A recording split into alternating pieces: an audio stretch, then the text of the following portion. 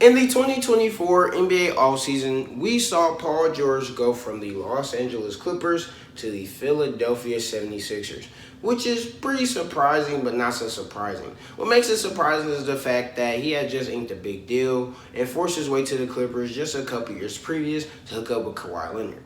However, it was obvious that with his performance in his tenure in Los Angeles, he just wasn't worth the money that he was asking. So Clippers told him to kick rocks, and that's exactly what he did. So then he goes on to the Philadelphia 76ers. Now, with the Clippers, you kind of look like, what can they do? They have an aging James Harden. Kawhi Leonard is very injury-riddled, and he's getting up there in age as well. So it kind of has everyone thinking, where do they go from here? Is this an addition by subtraction kind of thing, or are they just kind of looking to move James Harden, Kawhi Leonard?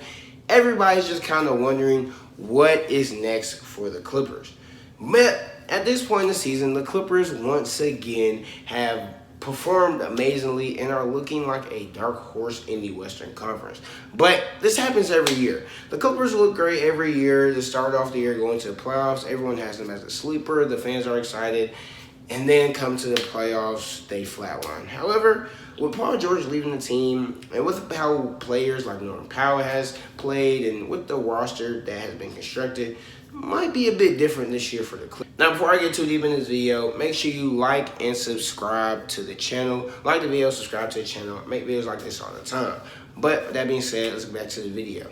Now, in the offseason, Norman Powell made a pretty controversial statement. He mentioned Paul George leaving the team was addition by subtraction. And that had a lot of feathers ruffled throughout the NBA and even had Paul George feeling some type of way.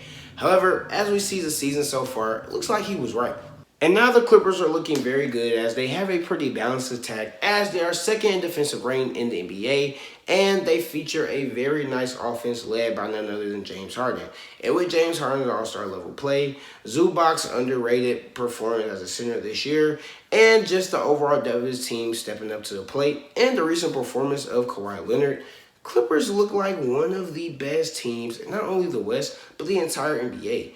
And they could possibly give a team like the Thunder a run for their money in the playoffs. Now, before I get into the obvious, which is none other than James Harden, I want to talk about Norman Powell.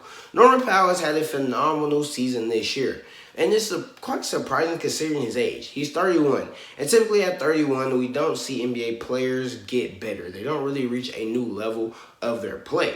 But Norman Powell at 31 is having arguably his best season of his entire career, and he is firmly in that sixth man of the year race.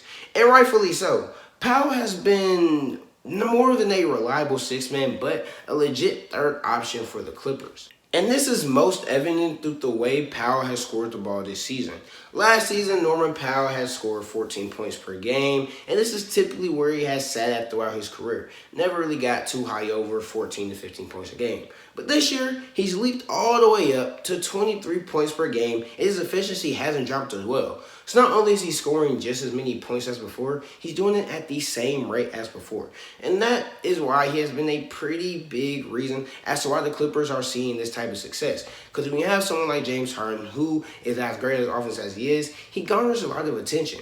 But Norman Powell is able to take some of that pressure off him and be able to do things with the ball in his hand as well. That just makes the Clippers more deadly than they already are.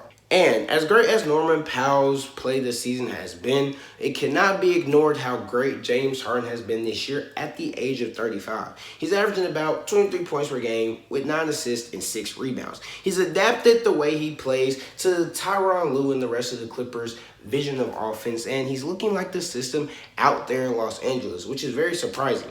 This year, he's putting up around the same stats that he usually puts up, and he's performed like an all-star, and he has arguably been the best player on the Los Angeles Clippers, which is extremely impressive, not only for somebody who is 35, but for somebody who is 35 and the #1 option on a legit playoff team in the hardest conference in all of basketball. James Harden's ability to do things with the ball in his hands, whether that be play, make, whether that be set up his teammates for a score, or whether that be to do something with the ball in his own hands, James Harden has been phenomenal this season. But of course, if I mention how great James Harden has been, I can't forget about how great Kawhi Leonard has been since he's returned on January 4th.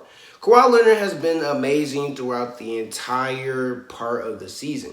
Although he missed the first portion, still rehabbing and trying to rebound from this injury that he has sustained, he's come back this season and looked just as good as he did before. And it's pretty evident when he's out there on the court, everyone else plays just as well. As when he's on the court, the Clippers have a 117.4 offensive rating. And that is very evident when he plays. But not only is he doing so well on the offensive end of the ball, he's also pretty great defensively. Now, it's not the Kawhi Leonard Defensive Player of the Year candidate that we might have seen a couple years ago, whether it be in Toronto or with the Spurs. But he still looked pretty formidable, and on the opposite end of the ball, he is right back to being just straight up deadly from the mid-range. And if Kawhi can sustain this level of play in the playoffs, as his minutes start to increase and the intensity starts to increase on his body, I'd be very scared for any team that has to face them. However, as great as these three players have been, these have not been the only reason why the Clippers have been so great this season.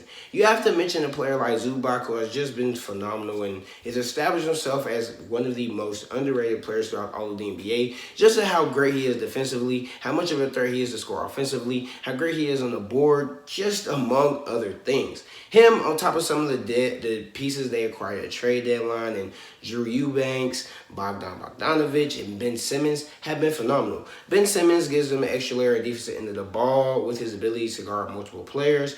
Drew Eubanks and Bogdan Bogdanovic have once again made the Clippers a much better three-point shooting team they already have been.